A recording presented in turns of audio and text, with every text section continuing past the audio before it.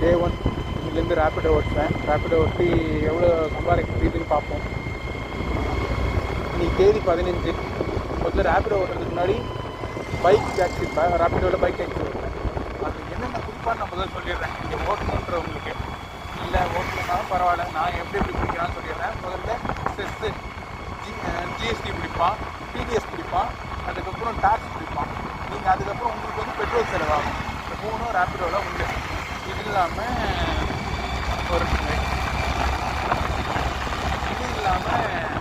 உங்களுக்கு இதை மீறி போக தான் உங்களுக்கான வாரம் சம்பளம், டெய்லி சம்பளமே இருக்கிறாங்க.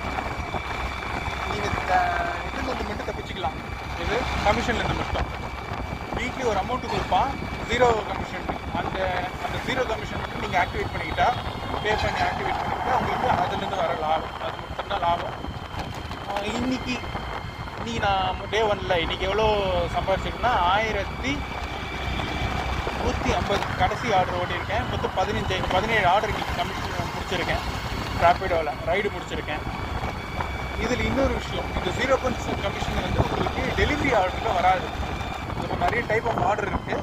அந்த டெலிவரி ஆர்டர்னு ஒன்று இருக்கும், அதில் மட்டும் உங்களுக்கு வராது. இதெல்லாம் ஒரு கைஸ். சரி, ஓகே கைஸ், இந்த வர 15 நாளில் எவ்வளோ சம்பாதிக்கிறேன் டெய்லி வீடியோவில் அப்லோட் பண்ணுறேன். சப்போர்ட் பண்ணுறது. தேங்க்யூ.